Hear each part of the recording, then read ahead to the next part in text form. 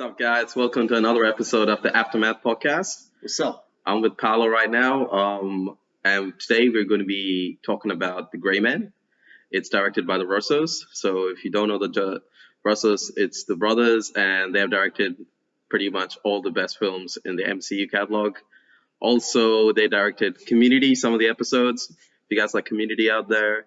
And we're also going to be talking about one of the biggest stars in India being inside the film, and his name is Dhanush.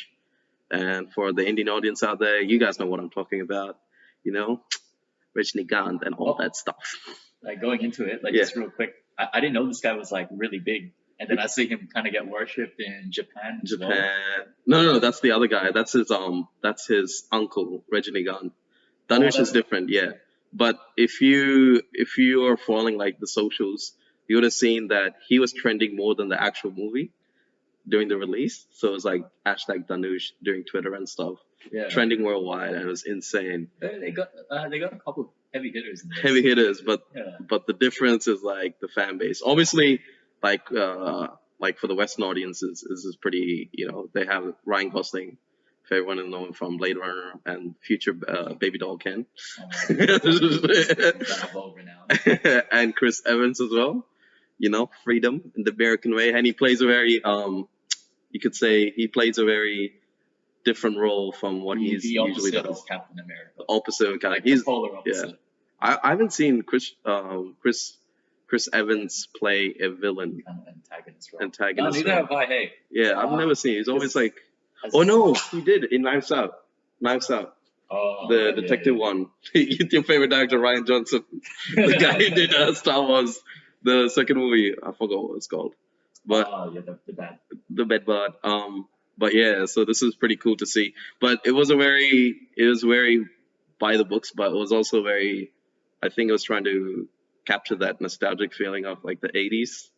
You know, like those action films with Sylvester Stallone, Yeah. Arnie and stuff, like Big Bad, with big mustache and all that Yeah, shit. but my roommate made a comment that this is she didn't like this kind of skinny version of Chris Evans. I still thought it was pretty ripped and jacked, but she was just like, this is like the skinniest I've seen Chris Evans, and I'm like, wow, if I look that good.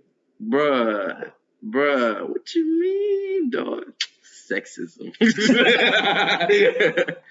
To the kings out there, we don't need to look like that, No, right? no. Not here in the Aftermath podcast. Yeah, We're all about diversity. Yeah, about inclusivity as Yeah. well. Or, I don't know how to say the word. I'm saying big words right now, but you know what I'm saying? Shit. You had like a list of big words that you just Yeah. got out today. Yeah.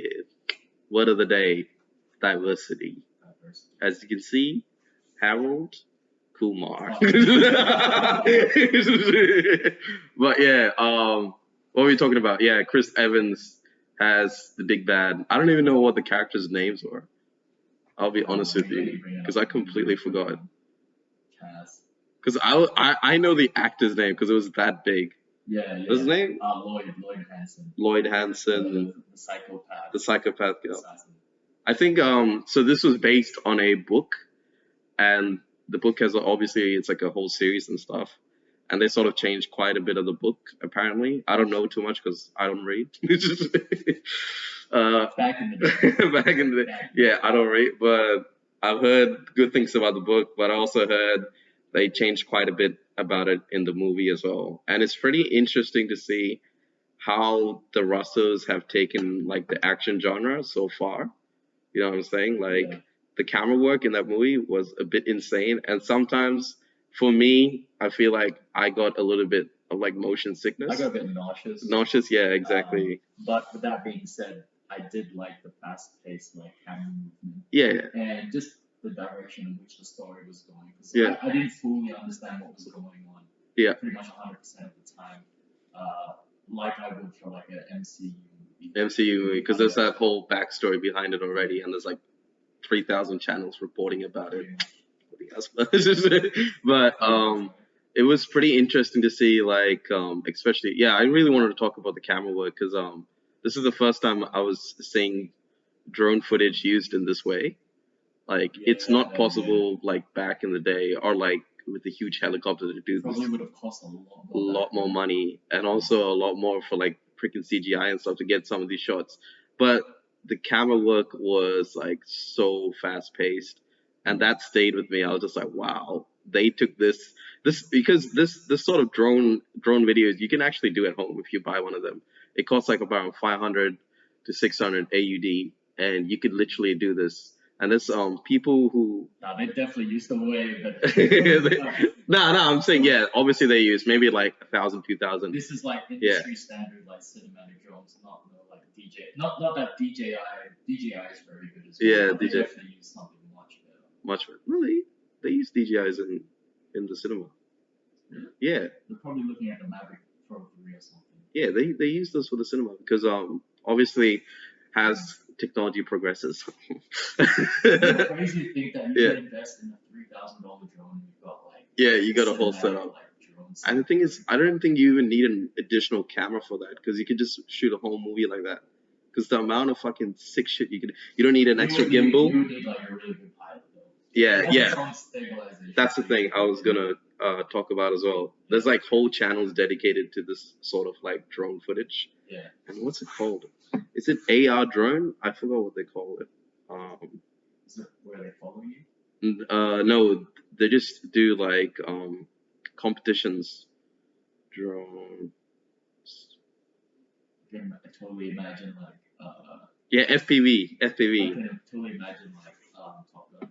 Top But Gun. instead it's just like Top Gun but like drones instead of planes. I actually think maybe some of Top Gun was probably shot like from the FPV format when they do first person. You know what I'm saying? Or like they Really? take the shots from the cockpit. Oh yeah. You know what I mean? They could. I don't know. I don't know.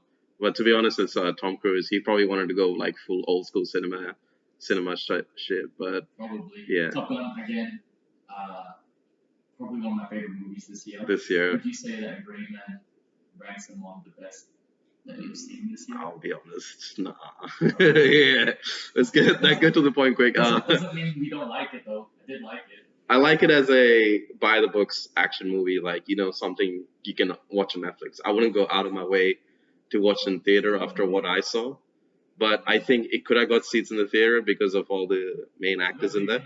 Yeah, big huge names in there like Anna de Armas, again Ryan Gosling, Chris Evans, Billy Bob Thornton, Dhanush, all those people. But yeah, it was pretty interesting to see, but I wouldn't like go out of my way to say it's like I one of the love best movies. looking at the characters. I like you know how we're talking about like Sierra 4, Sierra 6. Yeah, There was a lot of kind of ambiguity with that. yeah, It's like, world I building. didn't really understand what was going on. All I knew is if you were Sierra number, like you were the shit. You, Like, you were the mouse. not getting this, yeah, it was very not that I've really watched many John Wick movies. It's Yeah, very like John Wick-esque, yeah. where it's like The action you could say, because some of the fight choreography was pretty cool. yeah, I think the best fight choreography, to be honest, was where they had the least amount of like explosions and shit, like during the first scene of Gray Man. yeah. You remember like when he's fighting Sierra 4, yeah, there see, was like some really like really cool really action. nice color grading with like the Yeah, oranges the and color grading. blues. Yeah, we should touch upon that. That was pretty like it was very saturated as well. You could notice like the reds and the yellows were really present throughout the whole Yeah, film. and then you see that scene where they're by the water fountain. Like I felt like the color grading in the first couple scenes were a lot better, or the first couple fights. Yeah, first couple fights. Yeah. And then it's just like And then CGI Dhanush explosions. was like, Oh, let's talk about Dhanush. yeah. You know, it's like Dhanush was really for me. He didn't lose the fight. Yeah, So, like, he's got it in his contract. His He can't contract lose. got fucked up a little bit in the movie. Yeah, But yeah, he still he, performed. I think Dhanush for me was the real Grey Man because he was the most mysterious character. You know, Yeah, he walks in the that's gray. cool. You know what I'm saying? Yeah. He assassinates. No one knows really about him. He's just called. I think it was called the Yeah. Wolf. Some shit like The Wolf. the Wolf or something. Yes. I think he was called the Wolf, right? I think so. Nah, because they have code names for everyone. You know what I'm Right, saying? right. I think it was called the Wolf or something. I'm not too sure. Maybe someone can fact check me on that. But his presence, like, it felt like when I was watching South Indian movies. Like, if you watch South Indian movies, the hero always has an entrance. Yeah. And you see Dhanush, he's like rolling the rosary, rosary or whatever beads he's rolling, Yeah. some Hindu beads or something, some Buddhist beads, and he's just rolling it. And I was sitting with my other friend at the time, and we were just like, whoa, shit. No, my favorite part was like when Chris Evans' character Hansen, is that his name? Yeah, Chris Yeah, Hansen. Hansen was just like Lloyd Hansen, when sorry. he talks about like having the girl hostage and it's just like there's a girl, and then literally just went full 180 and just 180. like no, These not are fucking. dishonorable people. Yeah. It was up to the character, but there was a lot of like mystery to that character, so you Yeah. don't know what his values were. You know he's going to be in the sequel, 100%. He's set up for a sequel. Sequel confirmed. Yeah, sequel's already confirmed. There's also a He's probably prequel gonna confirmed. he's probably gonna wear like a mask or like an eye patch or something. Dhanush, Some nah. Naruto. Not character. Lloyd Hansen. Lloyd Hansen's definitely dead. But there's Oh no, he's gone. He's gone. he's Yeah. gone. He's shit. Spoiler. Sorry, spoiler. It's not really a spoiler. There's Yeah. not much. I mean, we He's just saw him die yeah. in Phase 4 of MCU. MCU No, I'm as kidding, well. kidding. Shit, that old age. But you could see, at least in this film, the villains were quite comical in the sense they were very they were sort of larger than life. You know what I'm saying? Yeah. Oh, he's the big bad. He's got so many assassins on his payroll, etc., etc. It was pretty cool to see that. I loved Oh, what the Billy hell? Thornton's role in this as well. Billy Bob Thornton. Oh yeah, he was pretty good in it. He was pretty good. If you've seen have you seen the Prime series Goliath? No. Dude, you gotta watch that shit. It's actually really good. It's How do you have all this time to watch all these series? no, I watched this ages ago. Oh, okay. Yeah, it's a really old series. It got a little meh at season 2. Season 3 was really good, but season 1 was amazing. And he plays this lawyer who goes against What's it about, real quick? it's about a lawyer fighting against like these big corporations and stuff. Oh, okay. So the first one is about him fighting against some military corporation or something, some weapons manufacturer. And it's pretty sick to see. It's like you see all the political thriller, and it's sort of like I would just say it's a political thriller, to be honest. And it's very good from the first episode. A lot of unexpected deaths, but it's really good. Yeah, For a Netflix film, I thought it was pretty good. yeah, this is pretty good. Yeah. But yeah, I don't know too much else to say about it. To be fair, I thought this movie was like really good. I honestly just thought it was really good at the end. And then last night, me and John, we actually watched Bullet Train. I don't know if we're going to talk about it much in this episode, but we can. Okay, we'll cover this. But like, I watched that last night, dude. That's probably with Top Gun my favorite movies that's come out in 2022. 2022, yeah. Yeah. Bullet Train was really good. Bullet Train is like, how do you say it? It's like a neo noir mixed with like inside a manga or like an anime. Yeah. Because you can see a lot of those references, like in Yeah. terms of like the bright neon lights, all these Japanese characters that are present, and how they start the film with the rendition of the Staying Alive by Bee Gees in Japanese, and Yeah. all the songs are in Japanese. But bro, it's very stylistic. That's what I was saying. Dude, as Very soon as stylistic. you knew it was gonna be set in like Kyoto and like Tokyo, like you already knew they were gonna up the like saturation on all the neon lights. The and, neon like, lights and everything. I kind of knew like the color grading and the aesthetic they were gonna go for Yeah. as soon as they mentioned that place. Yeah. But still, But I went in Bullet Train without watching any of the trailers, nothing. I watched one trailer. and One that's it. trailer. I don't think I watched any of it. I just watched it probably because of Brad Pitt and the director as well, David Leitch. Yeah. And if you guys didn't know, this guy, he directed John Wick 1, 2, 3, Deadpool 2. So you know he already has like an action background. Mhm. But let's talk about, what did you really like about the movie? Gray Man? Or, Yeah, no, Bullet Train. Like, you know when we talk about like how fast paced the movie can be, and sometimes having a fast paced movie, you're not able to kind of grasp like a character fully, Yeah. and like there's sometimes a lack in their character Yeah. development. Like my favorite characters, if like let me just have a quick look at the cast, right? It's gonna be Aaron Tangerine Taylor and Johnson. Lemon. Yeah, Tangerine and Lemon. Dude, I love them so They were much, the man. best. And like, no spoiler alert, like when Tangerine dies, man, it just kind of like it sat with me. I was genuinely pretty sad. But like that movie, I would say, is full of full circle moments where like Prince, the young Prince or the Prince, Yeah, at the the end, Prince. gets hit by the bus by Dude. by Tangerine, By Tangerine. by as well. like a sorry. No, it hits hits them by the truck of tangerines, but it was driven by Lemon, lemons. who is his like brother. Yeah. And it's this ongoing joke that they're twins, but then you actually do get a flashback at their childhood, which is just them like Just being vibing kids. together, being friends, and In the UK, kids. Yeah, in the UK and stuff.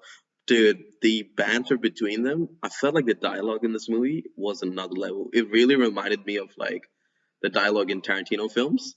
You know what I'm saying? Oh, Like yeah. they have that back and forth, Yeah, and you really have to be invested in the conversation and paying attention to what's going on Honestly, because yeah. the banter is freaking hilarious. You can see real laughs in the theater as Yeah. well, and I really liked the friendship between the both of the characters because in Yeah. my head I was just Yeah. like, oh, this is gonna take a turn where one guy is gonna betray another guy, but no, they didn't take that classical route. Instead, they went the route, okay, these guys are like best friends. They do everything together, even though what they do is pretty fucked up. It is.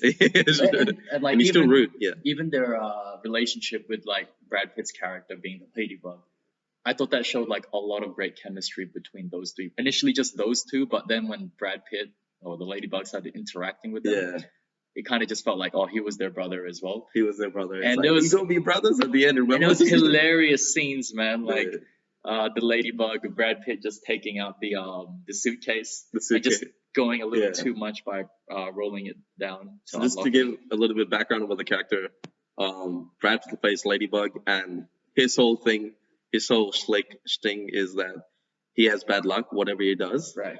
and he finds himself. He's like a fish out of water in this movie. You know what I'm saying? Like he's completely out of place. He doesn't know what the fuck's going on. He's like the character who least knows what's going on, and he's in the train by mistake. We find The out at the end. conventional American in this movie. Yeah, the conventional American, and he's like, I feel like he plays that character that Jeff Bridges plays, like completely zen. He does mention it quite a bit as well. Like he's just like he's trying to figure a way out of this lifestyle because he doesn't want to die and he has incredibly bad luck. But the really cool thing about how David Leitch or like the screenwriters they played this character is that it's really meta because you see a lot of bad luck happening to him and you can see a lot of references to that as well towards the end of the movie as well. And it plays throughout the whole movie because the reason for the whole movie in the first place is because of him. You know what I'm saying? Yeah. He is the bad luck that put all these characters inside that train. Yeah. If you know what I mean. So he Yeah, leads with that as well. And you see a lot of cameos in this movie that you did not expect. Spoiler alert. Yeah. Channing Tatum. Channing Tatum. I was just like, what? And of course, it's like a sex-related joke as well. Yeah. And I was like, oh, this is too good. I wasn't gonna be surprised if I saw like Jonah Hill or something. Jonah Hill. Oh, dude, that would have been perfect because Jonah Hill's pretty good friends with Brad Pitt and like Leo and Channing as well. Channing Tatum as well. It would be pretty funny to see him. Yeah. But Channing Tatum, again, you know, he always plays that. I think he's taking more like roles that sort of like put off that pretty boy image, Yeah. like from the Magic Mike image, because he played the character in Magic Mike. The End. got, like Step Up. This as is the well. end, Yeah. and he played the character in that recent movie with Sandra Bullock. Oh yeah, Oh, Sandra I Bullock is know. also here. Yes. This Lost City of very end Z. as well. I think that was called Lost City of Z. And then he comes to this. It's just funny, man. And the comedy in this movie is very good in the sense that it's very comical and it's very how do you say self-deprecating in a Yeah. sense. These characters talk about their personalities and their feelings about different characters and stuff. And it's really cool to see David Leitch just go complete style. This movie, I feel like it breeds just style. That's what it is. It does, Even from the suit that Aaron Taylor Johnson wears, Tangerine wears, you can see the suit that he wears. It's just tailored perfectly. He's like a James Bond, Dude. but he's like some street level James Oh, Bond dude. character because the Yeah. way he speaks is like, I don't know if it's a Cockney accent or like some sort of different English accent, different place, but it's lit. And I loved the whole like Japanese vibe, especially the samurai bits. Oh with yeah. the- Dude, seeing what's his name? Hiroyuki Sanada. Sanada, and Sorry if I butchered your yeah. name. I love your work on that movie. he plays the character of the elder, and there's the other guy as well. What's his name? Andrew Koji. Yeah. If you guys don't know, he was in that Warriors. he was in Warriors, and Warriors is a story that Bruce Lee tried to get into Hollywood. Yeah. That was one of his scripts, but he played he didn't play like a prominent character in the sense that his character was like a usual movie character, I would say. You think that he would get more of an action role? Action More role, kind of fighting scenes. fighting scenes and the stunt Right. work he's done. But even though that, those oh yeah, we have to talk about the Mexican character. What's his name? Oh, The wolf. The Bad wolf. Bunny. Bad Bunny. It's Bad Bunny? What the hell? Bruh. Yeah, this boy handsome. I was with my girlfriend. Right? Yeah. It's just next thing I was like, you find him attractive? And he was just like, Yeah, yeah. no shit. Bruh. What? That was Bad Bunny? Yeah. Dude. Because I always see him with his glasses and he was wearing like weird shit. Yeah. But bro, what? Dude, he did a really good job. Like it was for so a pro, man. Like for the duration he was in the movie. Yeah. It was just in and out, but you still saw flashbacks of him. flashbacks, but it was very, really reminded me of those old Western movies. You know, it was very stylistic in that way as Yeah, the well. ways it was shot, it was fast, in and out, flashback. But it wasn't like the flashbacks. I didn't feel like were out of place. Out of Or, place, yeah. because the director forgot to mention something earlier. Yeah. It was like with purpose. I was surprised though, like Karen Fukuhara. So it's the Karen chick that- Fukuhara from The Boys. The Boys, right? Yeah, I thought she would like be in the movie more, In just the because she was in the poster. I reckon she will probably be in the sequel. There's a sequel. I'm sure there's gonna be. Maybe it's like a spoiler alert. Everyone's pretty much dead. How they gonna? no. Brad Pitt's still alive. Like Besides good Brad Pitt characters. and Yeah, the elder. Lemon is still alive as well. The elders are alive. Oh, Japanese. Lemon's still alive. And that whole world building they did about how the Japanese crime bosses got killed by the Russians. Dude. And now who's there? You know who's left over? We gotta talk Yeah. about Michael Shannon, man. Michael Shannon as I saw Big Bad. Zod on the screen and I was just like, whoa, Zod's Russian? This makes sense, bro. And he obviously plays a very comical, you know, typical Russian villain. Yeah, But the yeah. way he plays in the style that just like, again, this is so much style in this movie. He's just long head, he's old, he's gray, and he just doesn't he's just tired. And you see like this whole history that builds up to him that he's the big bad. But I think we had a really small time to see him though. But we had all this build up to him and he played a really good role in the sense that He he didn't could disappoint. yeah, just looks disappointed with everything. And then there's the end scene where this guy's cut in half, you know, like he's almost cut in half. And he's just still talking and shit. And I was like, bruh, this is a play on some Russian shit, you know what I'm saying? Because, you know, you think Russians, So tough. oh, they're so tough and all that. But I think the worst character in this movie, I'll talk about the bad as well. Oh, okay. I know who you're talking. Yeah. You're talking about Prince, Prince. played by Joey King. Joey King. I think she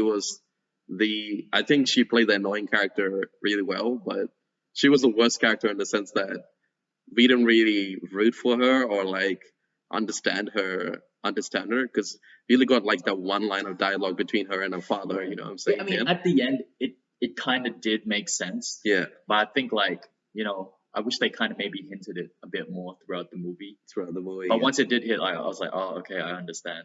it was like, oh, daddy issues. Yeah. But we don't see like why she would take such a drastic effort and kill her own brother to get to that point. Yeah. You know what I'm saying? And she still ends up killing her father anyway. And why she would turn so bad or like so psychotic. Yeah, you got Zazie Beetz. Yeah, as Zazie well Beetz. as the Hornet. Yeah, she was really good. Dude, honestly, I think all the actors in this movie pretty much hit. They hit the stride. Like hit everything. it was But great. Brad Pitt obviously was good, and the standout is definitely Brian Taylor Henry and Aaron Taylor Johnson. If you didn't know, Taylor Johnson, he is yeah. from Kick-Ass, and he was Quicksilver as well in the MCU. And Brian Taylor played the Oh, really? He is Quicksilver, eh? yeah, Quicksilver and Kick-Ass. You remember Wait, who? Yeah, he was in Kick-Ass. Kick. Wait, who was he in Kick-Ass again? He was Kick-Ass. Yeah, Nah. yeah. Nah, hold on.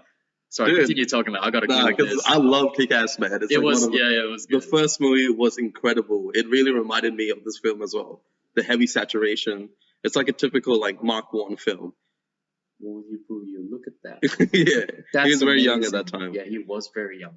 Just another fact, he's also married to the director from 50 Shades of Grey. Aaron Taylor Johnson, bro, he's so handsome, bro. I He's gotta a very say, man. handsome guy. Especially when he played his role as Tangerine. The Tangerine, he's like, you know what, talking about And his like suit was just so tailored, and he just like a kind of 007, but just like a bad version. Bad version of 007, you know what I'm saying? But like a gruesome yeah, it was the violence in this film was, I wouldn't say it isn't a level that David Leitch really goes to. Yeah. It was like palatable, it was very stylistic and stuff. But I think my main gripe with this movie was probably, I think even though it was very stylistic, I felt like the action could have been way better, because I came in this movie seeing his background of work. I was just like, wow, the actions are going to be sick. It's going to be like some John Wick shit, you know? Like one shots, everything is going on. But I think he took a step back. Maybe he wanted to explore like a different side of him stylistically. Yeah. He wanted to make this really like Tarantino-esque film, or like Mark Wahlberg film. With that being said, though, the storyline, the build up of it as well, I think was just great. Yeah, the story was really good. You look at the fight scenes, though. Yeah, the fight scenes, I know what you mean. Yeah. But then again, I think about like, you know, a bullet train is such like kind of a narrow real estate you're playing with as well. Like how much can you actually do? That's why it's so good. Because for me, I came in with a lot of fucking things in this movie though. Right. Because when I was seeing the bullet train, I was like, okay, this is such a limited amount of space. Yeah. But that's where you can get the most creative, you know? Yeah. Because there's so much shit in the bullet train. Like, but they did explore that with like the bar scene, or like with the seat belts, you know what I'm saying? Even reference the time where they only had like a minute to get in and out of the actual bullet train. In and out of the bullet train. And they like really utilize that. Yeah. That's like Japan's busy schedule. Busy schedule and stuff, and also the amount of passengers in the train as well. But I think he could have done much more with the creativity in terms of the action scene. Yeah. But obviously he used that all up for like presenting this film the way the characters are presented. I think the standout of this film is definitely the dialogue and the style as well. I think the standout of this film. The weaker points for me is definitely a little bit of the action and the that's it. I think action and Joey King as Prince. I guess so. Like, because I was gonna say this movie to me was perfect, but now that you do point it out, like I can get it. Because if you have Andrew Koji in this, right? Yeah. Like ideally, you'd want him in more action scenes. Action scenes. What he's capable of. Yeah. I just really also Aaron Taylor Johnson. They could have all had like really good action scenes. Maybe because it's like sort of like a huge cast, so it's a lot of things to control. I'm not too sure, but also maybe the budget of the movie sort of ran out by the end of the 2 hours, because you can really see it at the end of the movie, like the train scene with the CGI, and that was kind of like a little bit cartoonish, which I get because, you know, and it was really funny as well. Yeah, you know, like Brad Pitt, he goes back into that fetal position. Yeah, because he's always in the fetal position when he's like hella depressed. And he goes back, that's the most safe position. There was a lot of like, you had to really pay attention to the film to see like sort of the references they have within the film, the like little nuances and stuff. Yes. And the music was really good. That's another thing I want to talk about. The soundtrack was really good. There's a lot of branding in this as well. So I saw like Corona in there a lot. Is it? Yeah. I didn't even think. The Mexico scenes with the wolf. Oh. Yeah. And don't get me started on the Fuji water, man. The Fiji water. Dude, that was a really good scene. That was really good. Bro, that was like, I was just thinking, wow, this is like a really good product placement scene right here. Because, you know, it's not in your face, you know what I'm saying?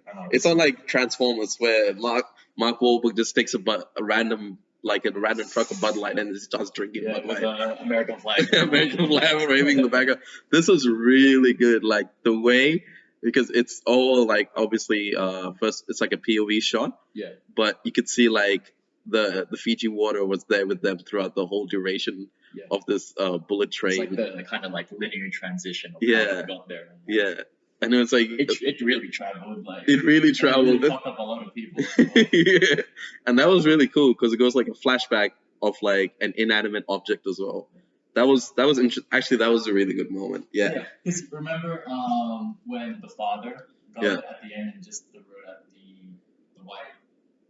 the white death. Yeah, White Death. And I'm thinking about it now. That's kind of similar in a way as well when Brad Pitt or Ladybug was having that kind of confrontation with Tangerine in that scene when they stopped mid-fight. Yeah. He got the sparkling water and threw it at his head. Oh. Yeah. It's not exactly the same brand of water they were using, but it's just something about throwing something Yeah, about some throwing bottles at inner their heads. references. See, you gotta pay attention to shit. Yeah, I didn't pay enough there's a attention. lot of layers to this. It's very meta. I would say it's yeah. very meta. It's like it's really good. It's not meta in the way Matrix Revolutions or whatever the fuck Resurrections was. This is like good level meta, good writing. I love Comedic timing was really good. Yes, it's very reminiscent of like just like an anime. Yeah. How sometimes the funniest animes are the ones that are so fast paced and the Yeah. joke goes over your head, but Yeah. then you think back to it and you're like, oh fuck, that's good. That was good. It's like good references and stuff. But Yeah, what else do you want to say about the movie? I want to go to Japan. I've already been Alright. twice. No, I'm kidding. I was telling a girlfriend, I was like, guess what? I've been here. Just to annoy. Probably like, oh, It's a troll, bro. But no, it was very cool to see Tokyo in that sort of light. At least, I haven't seen Japan in a lot of movies recently, It's usually like a pretty active, location shoot for a lot of like action films and stuff. It's pretty cool to see. yeah, I'm very excited for John Wick 4 as well. I saw a little bit of those teaser pictures. yeah. Very excited to see what they do with John Wick 4. I Because for thought me, John Wick 3 didn't come out too long ago. yeah, John Wick 3 didn't come out. I think John Wick 4 was supposed to be handled, but Keanu Reeves had to do the shitty Matrix movie. What's that?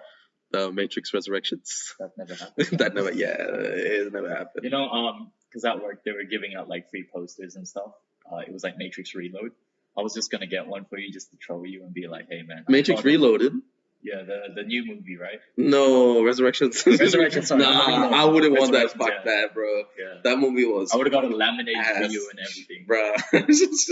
Forced to put it. He put so much effort, I'll tuck it on anyway. But nah, that movie was ass.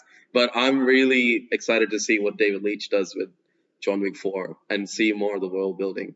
And I'm also really excited to see if they do make a sequel for Bullet Train. Because it looks like it's set up for a sequel. Because they had like the whole world building of the Yeah, that's true. Japanese mafia and the Russian mafia, and they had Chinese triad there as well. So I'm just gonna see now who's going to be the White Death. Who's going to take that void? Yeah, I'm kind of thinking about what theme are they going to go for this time, because you know how there was like strong emphasis on faith. Yeah. Oh, fate, sorry. Yeah, fate and destiny. Yeah, and I didn't know that about the Ladybug. When they Ladybug. broke it up, like it was carrying like the 7. Oh yeah, the 7. uh, Some seven sins shit now. I'm thinking about some anime. yeah. Yeah. It's, It sucks in all the bad luck, and Yeah. then it gives good luck to other people. That's what it means. At least that's what the ladybug means in some Japanese I gotta folklore. give props to Brad Pitt. I think he just did a really good job Yeah. as well. His comedic timing was really good, eh? Yeah. And I think Brad Pitt in every movie he's been. Dude, I was on like this huge Brad Pitt binge, like earlier on in the year. Yeah. Like after I saw Fight Club, I was like, okay, Fight Club. What was he? I would just see any movie with Brad Pitt in it. And what was he? And then I think it was one of those what's it? The pop smoking barrel, the one with Jason Statham. It was with the director from Lock, Stock, Smoking Barrel, and Brad Pitt was in that as well. And then his Mr. and Mrs. Smith, the the movie that ruined the marriage. The other one, he's so much fucking movies, bro. Brad Pitt. But yeah, I was on a Brad About Pitt. longevity. Yeah, it's Brad Pitt, just any movies. And the thing is, like, that guy is like Tom Cruise in the sense that he still has the body, he still has the Yeah, he face. still has the face. He's He's got still- the Hollywood yeah. face, man. He looks a little bit old, but the thing is, like, he just looks like a Marlon Dude, Brando, that like guy- shredded. That guy, similar to like, even you could debate like LeBron and Tiger was just aged like fine. Fine wine, bro. Tom Brady as well. Jeez. He's up there. He's in the Yeah, upper Tom echelon. Brady's still looking good, bro. I was just Tom like, Brady's still winning chips as well, man. That's fucking, like, over 40 now, man. That's wait, is he still in the NFL? Dude, he announced his retirement, and then ESPN did this whole like, top 5 moments of Tom Brady, and like everyone giving him his flowers, and he was just like, you know what, fuck, I'm gonna come back.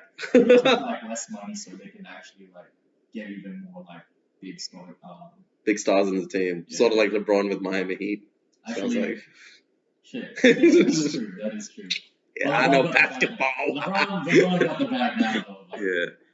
But it was really cool to see Brad Pitt in a movie this year.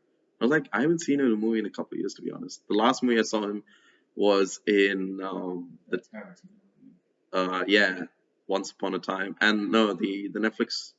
You remember the one he drives a tank? He plays a really dramatic role.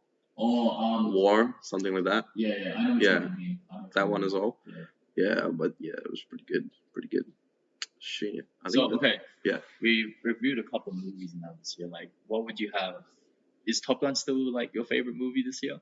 No, it's gonna be The Northman. Oh, And Northman. After that, Yeah, it's yeah. gonna be the Wow, I forgot about Northman. Everything Everywhere All at Once.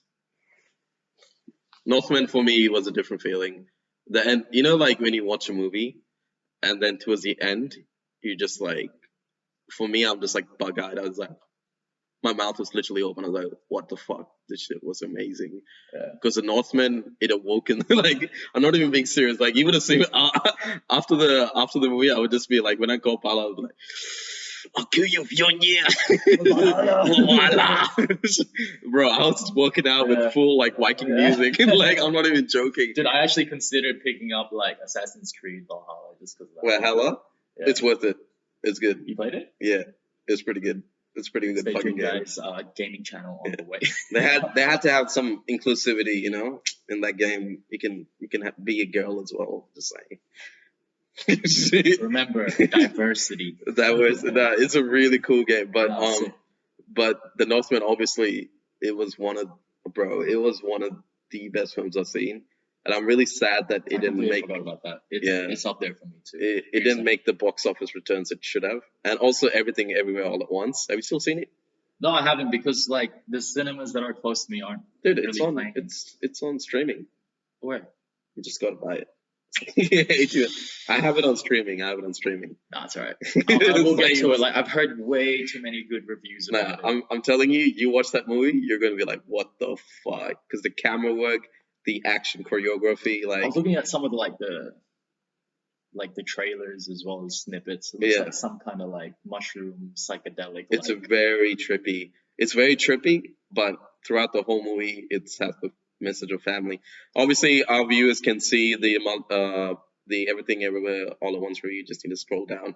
You'll see we did a review on it as well. Yes, It is a very good film. As well. It was very creative and it was made on a budget of 20 mil. And you see that movie, that's why when I saw Multiverse of Madness, I was just gonna say, that's why when I saw Multiverse of Madness, I was like, this is all you could do? You have so much opportunity to do so many things, but it's just disappointing to me. Just Wanda, bro. MCU Phase 4 has been the biggest L I've ever seen in my life. Like, is it Phase 4 or like Phase 5? Phase 5 now? Phase 5? Phase 4 was Endgame, wasn't it? I thought that was Phase 3. Oh, end of Phase 3. Yeah, end of Phase 3. Oh wait, this would be Phase 4 then, right? Yeah, Sorry, correct. Yeah, Phase 4 because Phase 2 would be Ultron, Phase 3 would be Endgame. Yeah. Yeah. Bro, it was the most disappointing phase, but yeah. Yeah, this is. We don't want to talk too much about the MCU anyway. We've been ranting about it quite a bit. I'm tired. I don't think. MCU reels, bro. Yeah, and everyone's like also ranting about it online on YouTube and stuff. I don't think Marvel. Phase 4 really dipped, man. Yeah, I gotta say, Phase 4 really dipped. It's dipped because they're pumping out. It's like quantity over quality now. Shang-Chi is probably my favorite movie that came out. Oh, maybe Eternals as well. And Loki series was good, but that's pretty much it. Yeah. Now that I look at Shang-Chi, like retro-wise, because I rewatched Shang-Chi. Yeah. I gotta say, is it Shang-Chi or Shang-Chi? Shang-Chi. I gotta say, it's probably one of the best MCU films. It's only because of the last act. And it's only because of the last act that it's ass. But, bro, the story, the family trouble, it was good. No, the villain was amazing as well. I know what you mean. I know you don't want to talk about the MCU. I just got to touch on Spider-Man though. We got a couple of minutes left. It's okay. All right, Spider-Man 3. No Way Home, right? No Way Home. I rewatched that because initially when it first came out, I was like, oh wow, this is amazing. And then I spoke to John Moore, and John was like, you know, there's actually a lot of holes. It's not that good. And I was a little blindsided. Oh, sorry, just blind from it because I was just like, it's heavy nostalgia bait, I would say. Yeah, and a lot of people I watched it. Yeah. That movie did not need to happen. Like, It did make sense. Yeah. It actually did make sense. It was just an excuse to get like Tobey Maguire and Andrew Garfield Andrew back Garfield in the together, suit. which would have been cool to see. But the thing is, I wanted a Spider-Man movie about Spider-Man, not Spider-Man. Like, you know what I'm saying?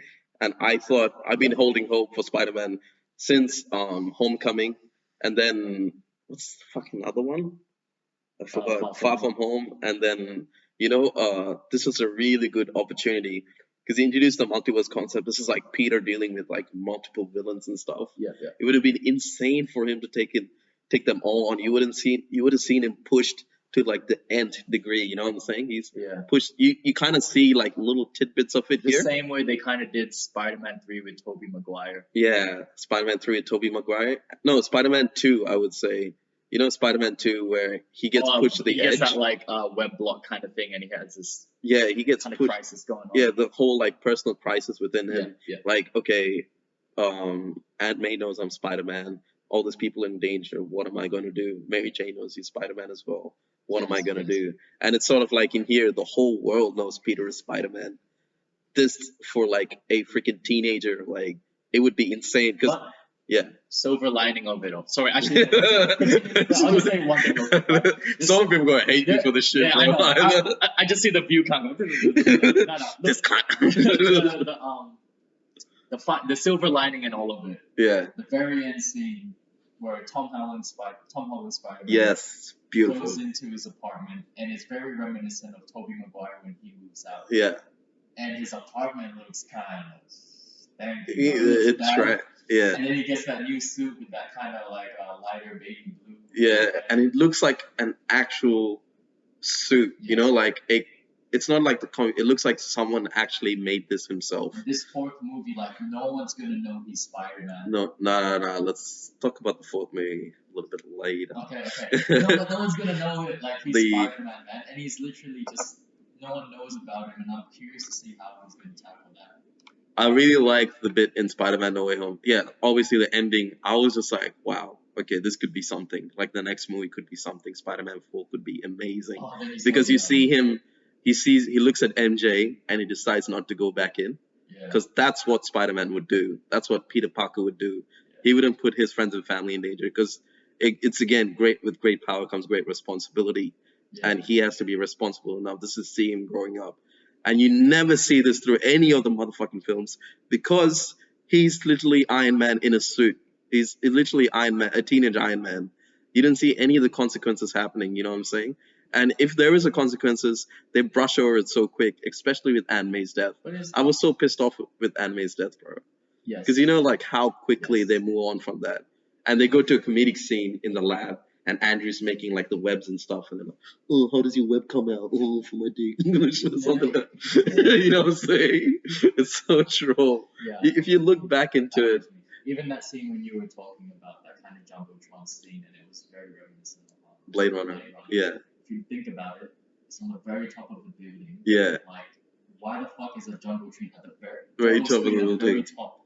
Like literally, no one can see. No one can see it. Yeah. Like, cause New York very renowned for their billboards and everything, right? Especially like Times Square. Yeah. But this was like at the top. I wouldn't say a skyscraper, but like a very high building. Yeah. It's just like it didn't make sense. And if they were going to do that, like why are you only investing like 4 seconds in that scene? 4 seconds in that scene. I think what would have been great is for Spider-Man to be standing on a building, but he sees Times Square and he sees his image. And he sees Jonah Jameson just talking about Spider-Man and cause of death of Aunt May. Out, like Queens in New York. Yeah. And the thing is, like, out of that movie, like, it just didn't feel like it was in New York. Yes, it didn't feel anything like that. And that's like, for me, like, one of the 35% of Spider-Man. Yeah, it's the people. The neighborhood Spider-Man. Yeah, the friendly neighborhood Spider-Man. Bruh, I think we saw a few moments of that in the first movie, Homecoming. Yeah. If you remember, like, okay, they had, like, the bodega owner, that banter he had with him, like, in terms of Aunt May and stuff. But I felt like the perfect embodiment of New York would be Spider-Man 2. You know that scene is like Jesus Christ scene where they all protect him and they're just like, no, you can't take him away easily. Yeah, that was so... Dude, even looking back at Spider-Man... Sorry, even the first one, right? Where did they go to? Washington, D.C. Washington, Second one, where did they go to? everywhere except New York. in New York. The third one. But that's true, It's eh? just like, bro, like, I don't know, maybe they were trying to kind of have this different iteration of Spider-Man because it's already been done by Andrew Garfield and Tobey Maguire, Yeah. but it's like, you cannot take the New York out of Spider-Man. Because he's New York at the end of the day. And I don't know. I think, to be honest, they really need to go like a different director or something. To be honest, like, but after this multiverse shit, it's just gonna keep happening. And leading up to that, Spider-Man 4 is gonna introduce the multiverse concept again. Just stop, man. Just stop. Not even. I'm not even. It's not gonna be good. It's not even just. I'm being straight Bro, up. it's not I'm even. pissed. It's not even just Spider-Man. This is like every other MCU like series and movies, Multiverse of Madness. The multiverse concept. I think I posted about this a couple like I posted about this maybe at the start of the year a year ago. Guys, with that being said, be sure to follow the Aftermath Yeah. on the Still on. on Instagram page as well as our YouTube channel as well. That Like, would- comment, and subscribe. Absolutely. Actually, comment what you think about MCU Phase 4 or about The Gray Man or about Bullet Train, the movies we did talk Yeah, about. because if you guys don't like what we're saying, which Yeah. it's fine because you're entitled to your own opinion. We were actually curious to think what you guys are actually. What you guys are thinking. And we like a really productive comment section like we did in the RRR review as well. Yeah. But anyway, to get back on the fourth Spider-Man movie with the multiverse concept, it's a huge. It's like, it's obviously you could take it a lot of ways, but the thing is the way the MCU is going about it. It's just a way to introduce characters or characters the fans like into the universe. But it's sort of like when you see Multiverse of Madness, you see Fantastic Four, somehow the world's smartest man, and he just tells Wanda the weakness of everyone else. You know, it's like, he's the most retarded man, but but yeah, it's It sort was of refreshing to see, well, not refreshing, but it was good to see Yeah. Charles Xavier though. And I'm hoping that they're hinting that they're going to start introducing mutants. I just Mutants. don't want them to kind of tie it in with no multiverse shit. Like, just let Multiverse. it be as it is. Yeah. You know? Like, because imagine being like a little kid coming into this and you just wanting to watch a movie, Movie and then and now stuff. it like ties into so many other movies. You're just like, well, confused on what to see. But I guess that's how they kind of tie you in. Oh, Yeah. like bring It's like you in it's like to watch an everything. it's like an Apple or like a Google of Dude, movies. the Apple ecosystem is the greatest of all time. Do not mess with it, okay? Yeah. Represent. It's like an Nah. ecosystem of movies you have to watch. You have to watch this. You have to watch that. And then But- those they're like making references to Star Wars now because it got bought up by Disney. Disney like, and stuff. But the thing is, there's all these references and everything, but we still haven't seen and all these world-ending events, you know, in every single movie, that it sort of takes away from the character. Because you're just wondering, like, where the fuck are the other Avengers? You know what I'm saying? During Multiverse of Madness, you just see Doctor Strange. Yeah. And even then, you don't see a lot of Doctor Strange. You see mainly just Peter. I just want to see a standalone like Spider-Man movie, man. Yes. Iron Man 1 was seen in the first one. The second one, they started bringing in Nick Fury. The third one, they fucking brought out everyone. But it was good to see Doctor Rock, though. Yeah. Iron Man is one of those really good. Iron Man, see, the best movies in the MCU is always the ones that deal with real world shit, like Iron Man 1, Captain Not America, 2 and 3. Not 2 and 3. Winter Iron Man Soldier. 1, yeah. The Winter Soldier was Winter Soldier. amazing. Civil War as well. Because Civil Civil War, War, you yes. could really see the group break up, and it wasn't a world-ending event. It was just like you see this. It was just like disagreements between the group, and you can see this in actual like real life, like how politics gets embroiled and everything else. You know? Right. And you see this. It's like political thriller again.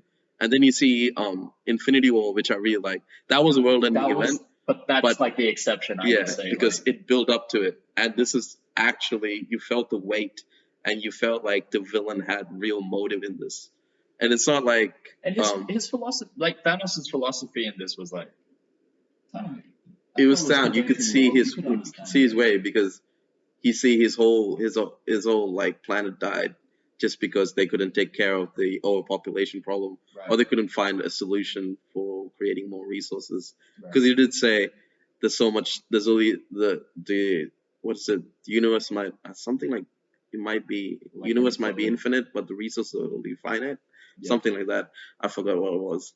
But yeah, there was some what to do, man. I feel like I don't know, man. Science. Look, you don't Spider-Man is very You disappointing. don't gotta know right now. We've hit the 49-minute mark. Yeah. Thank you guys for watching Yeah. this episode, the Aftermath podcast. Yeah. Do remember again to please follow, like, comment, and subscribe on both our Instagram page as well as our YouTube page. We will be pushing out contents as well as small snippets of today's episode. Yeah.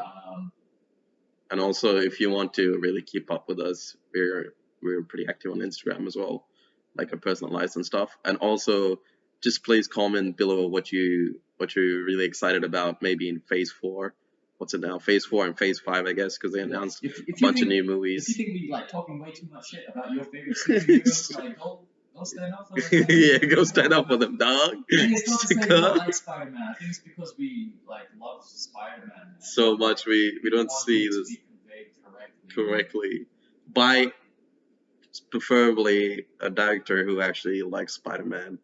Or maybe Mark Webb. What's his name again? The guy who directed I fucking forgot.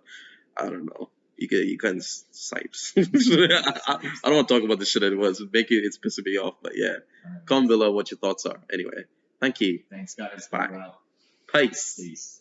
Peace.